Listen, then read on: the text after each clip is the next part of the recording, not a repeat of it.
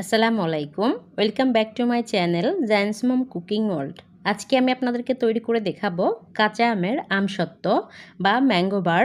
রোদে দেওয়ার ঝামেলা ছাড়াই এই ম্যাঙ্গো বারটা আপনারা বানিয়ে নিতে পারবেন আর কয়েক ঘন্টার মধ্যেই আপনারা খেতে পারবেন।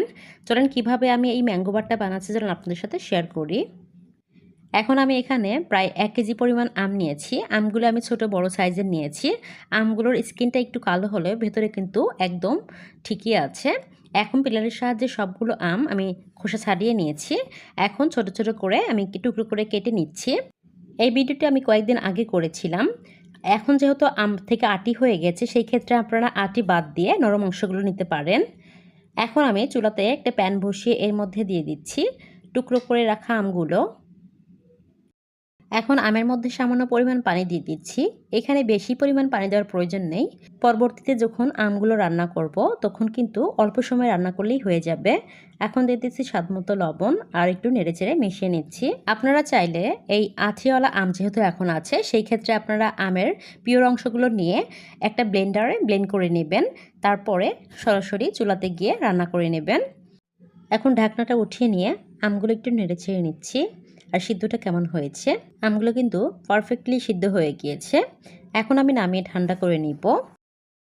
এখন একটি বোল নিয়ে এর উপরে একটা ছাঁকনি বসিয়ে আমের পালসগুলো আমি বের করে নিব।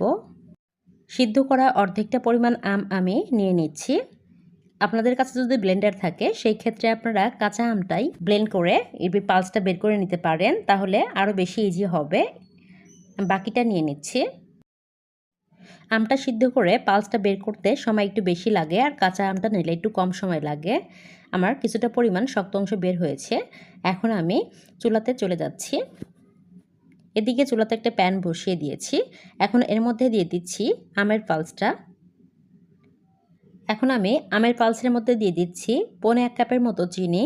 আপনারা অবশ্যই চিনির পরিমাণটা এখানে বেশি দিবেন, না হলে কিন্তু আমসত্ত্বটা শক্ত হতে চাইবে না। আর চিনি যেহেতু একটু আঠালো হয় সেই জন্য এখানে একটু বেশি পরিমাণ দেওয়ার চেষ্টা করবে, তাহলে পারফেক্টলি হয়ে যাবে। এখন দিয়ে দিচ্ছি স্বাদমতো লবণ আর দিয়ে দিচ্ছি এখানে 1 চা চামচ মরিচের গুঁড়া। মরিচের গুঁড়াটা আপনারা বাড়িয়ে কমিয়ে নিতে পারেন, যে যেরকম ঝাল খান সেই অনুযায়ী। আমরা সচরাচর যেভাবে আচার বানাই সেভাবেই কিন্তু এই আমসত্ত্বটা বানিয়ে নিতে হবে, কারণ অনেকক্ষণ জাল করে একটু আঠালো করে নিতে হবে।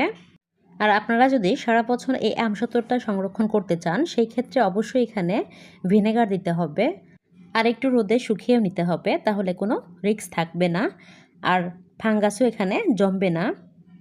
এখন আমি আরও 5 মিনিট সময় এটা রান্না করে নিব। 5 মিনিট সময় আমি রান্না করে নিয়ে একটা প্লেটে কিছুটা পরিমাণ তেল ব্রাশ করে দিয়েছি। এখন এখানে পুরোটা ঢেলে নিব। এখন প্লেটটা একটু ঘুরিয়ে ঘুরিয়ে 4 সাইডে সমান করে নিব। প্রায় 6 ঘন্টা পর ফিরে এসেছি। আমসত্ত্বটা কিন্তু শক্ত হয়ে গিয়েছে।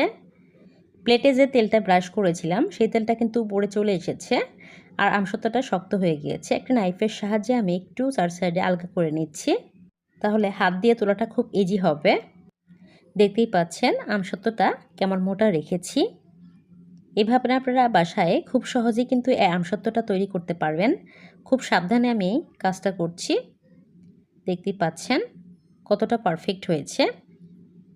আপনারা অবশ্যই এই আমসত্ত্বটা বাসায় তৈরি করবেন আমার টিপসগুলো ফলো করে, তাহলে পারফেক্টলি এই আমসত্ত্বটা বানিয়ে নিতে পারবেন। এখন আমি একটা নাইফের সাহায্যে ছোটো ছোটো করে কেটে নিচ্ছি। আমি ম্যাঙ্গো বার যে এরকম হয় সেভাবেই কেটে নিচ্ছি। সাইডেরগুলো আমি একটু সরিয়ে নিব আর সমান অংশগুলো আমি একটা তুলে নিচ্ছি। এখন দেখাচ্ছি আপনাদেরকে, দেখতে পাচ্ছেন কেমন হয়েছে আমার আমসত্ত্বটা। আপনারা যদি এটা সংরক্ষণ করতে চান তাহলে কিন্তু অবশ্যই আপনাদেরকে এটা রোদে দিতে হবে। ভিডিওটি ভালো লাগলে প্লিজ লাইক কমেন্ট শেয়ার করবেন আর যারা আমার চ্যানেলে নতুন তারা প্লিজ আমার চ্যানেলটা সাবস্ক্রাইব করবেন পরবর্তী কোনো রেসিপি দেখার জন্য।